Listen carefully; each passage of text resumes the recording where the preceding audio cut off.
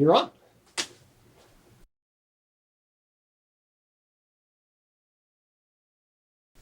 Well, we're talking about Jim McGary. I first met Jimmy probably in the mid-60s. I was in law school at the University of Cincinnati from 1962 to 65. And there was a nightclub on Reading Road, which was near our apartment. And Cal Collins was playing there with some local musicians who were very good. A drummer named Grover Mooney, trombone player named Eddie Morgan, a bass player named Jack Prather. And I think the first time I saw Jimmy was a night that he came in to the Whisper Room, that was the name of the club, and sat in. And it was impressive.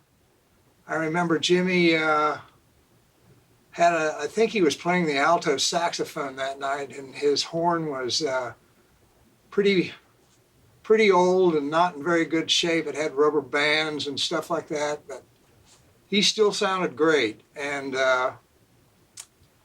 then I didn't see much of him for a good while, but he resurfaced later on, and he played quite a bit with Ed Moss, the pianist, and they played various clubs around town, and every now and then I would play with him.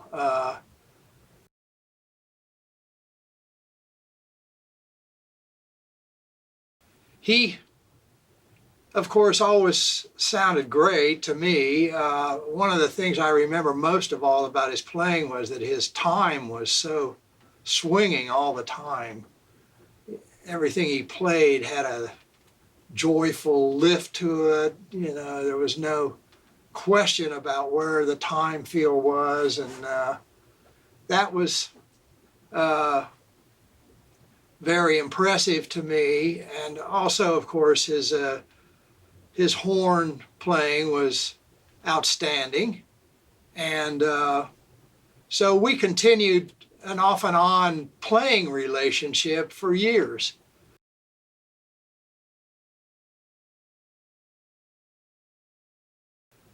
He had a lot of different music situations going on. He played at the Gaiety Burlesque House. He played in Newport, Kentucky at some of the all-night strip clubs, and he played up in Hamilton too at another strip club up there. He liked to play with organ players. It seemed to me that was his favorite. Because, of course, the Hammond B3 organ is a master instrument. It does all sorts of things. It cuts down on the need for more other musicians pretty much. You know, you can use B3 tenor saxophone and guitar, or B3 tenor saxophone and drums, and have a band, a big sounding band. And so I think if he had his choice, he probably would pick that first as the style of band he wanted. Grover was a tremendous musician, great drummer. He studied with Alan Dawson, I think in Boston, and Alan Dawson must have really influenced him in many ways, but his drumming was, again, with a terrific time feel, and really had great finesse playing brushes and playing in a manner which would be fitting of what the situation was. You know, it wasn't a situation where he just played anything. He tried to be musical, I think, quite a bit. And when he moved out of town, it was a big loss as far as losing him as one of the local guys who could play really well.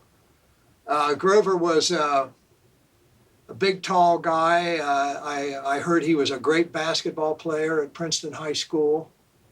And I think he still liked to play pickup games even after he was out for a long time. As far as mentorship and McGary was, of course, far ahead of me musically in respect of playing his instrument and having great facility on it. So he never told me how to play, but I would try to keep up with him and play the best I could just to stay in his good graces. Not that he would ever, Jimmy wasn't a critical guy as far as with other musicians. Now, I was never really in a situation with him where he was absolutely the leader of the band. It was usually Ed Moss with Jimmy. So they were like co-leaders of it? What was that relationship like? Well, I think Jimmy really relied heavily on Ed because Ed had the gigs, he had the places to play, he had a kitchen with people cooking food, and he had access to groceries and things like that. And one of the things that used to go on with that scene was that Ed would get musicians to play with him and not pay them too much, but give them groceries and a steady gig. You could kind of tell just by how he acted and how the gig was going, whether he was happy or whether you needed to try to do something different. But I respected him greatly, and I wanted to do my best whenever I was with him. What about repertoire? What about like tunes and stuff you play? Well, that is a good question, and I was thinking about that quite a bit. And I used to say to people, well, I thought Jimmy didn't have a very good repertoire, but then I started thinking about all the tunes we used to play, and I have to change my attitude. He did have a decent repertoire. I mean, I wouldn't say it was huge, but what Jimmy really liked to do would be to plumb the depths of tunes ad nauseum. You know, like he might call the same tunes on a gig. You know, if we had a little weekend gig that might go on a couple weeks in a row, he'd call the same sets all the time. And I used to think, well, we could play some different tunes, but that's what he wanted to do, and I never complained about it. But I wrote a list of the tunes we used to play, and they're good enough that you know, I can see that we could have probably gone 3 or 4 nights and not played the same tunes. You know, but Jimmy had an ability to keep on a tune until he felt like it was just a part of him, I think. Jimmy's playing, of course, relied almost entirely on improvisation. I know that he didn't like reading, and it wasn't regarded as a reader, and probably lost gigs because he was not a good reader. And I know that he would keep playing the same songs night after night and expanding on them and play very long solos. I mean, some of those tunes might last 20 minutes. And so that was his method of playing. And of course, when you're playing those tunes, then you do really learn them well. And I give him credit for teaching me, you know, how to play those tunes. the way he wanted anyway, and that works out for most other people I play with when I play the same tunes. Well, he was a very melodic player too. I mean, he would like to play tunes like I Can't Get Started With You, and those very beautiful ballads, old folks. And Jimmy was very pliable with rhythm sections in my estimation, unless there was something wrong. He had like a drummer dragging or a bass player dragging or a piano player playing wrong changes or something. He would never really outwardly criticize you, but he'd tell you later on a break, which was another good thing about McGary. He was a gentleman, truly, and sometimes he might play a phrase and go, oh, and it was either exasperation or he really liked what somebody did. But he could get into a lot of different rhythm section styles. And but I do think that he liked that organ trio thing with the bass, going on in the left hand of the organ player, and the drums having a good time. And having that bluesy feel.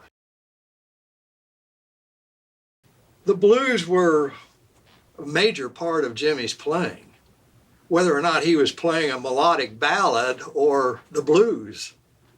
He had a uncanny ability to pick out the right notes, which were the blue notes, if you will, and I think that's where his roots were, in the blues.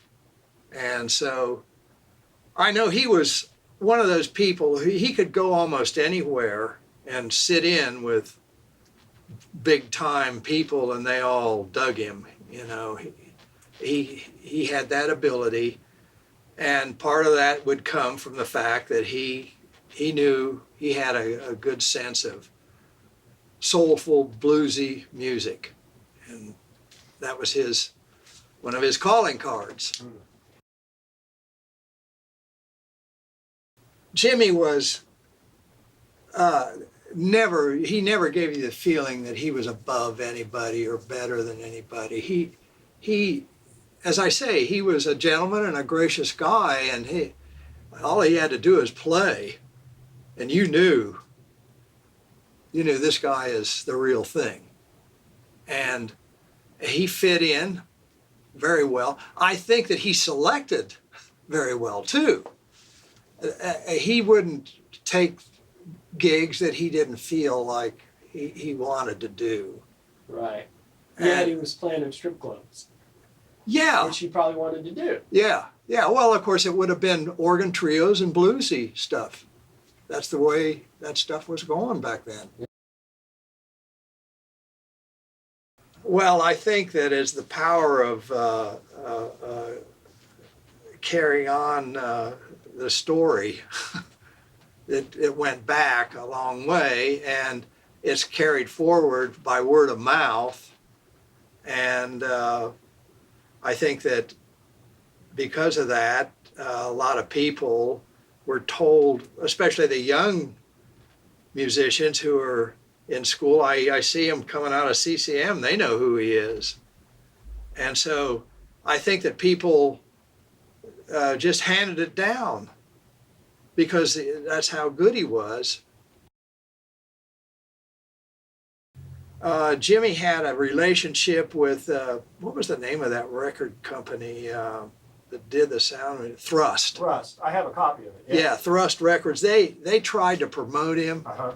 I don't know who the people were. I never really knew them, and I didn't really have a studio back then to do Jimmy's recording, but they paid for it. And that is probably the primary thing that Jimmy never really realized, that he didn't get an opportunity to get paid to do a lot of good recording work. We did a recording with him. One of my favorite things that I was ever on was with him and Ed Moss and Dee Felice, and it was called the Cincinnati Jazz Quartet. It was just on a cassette, and Ed Moss produced it. Do you have it? Somewhere, yeah. I do have it. I'll try to get it to you. Yeah. I would have to look for it. Well, when you find it, I will get in the car and drive up here.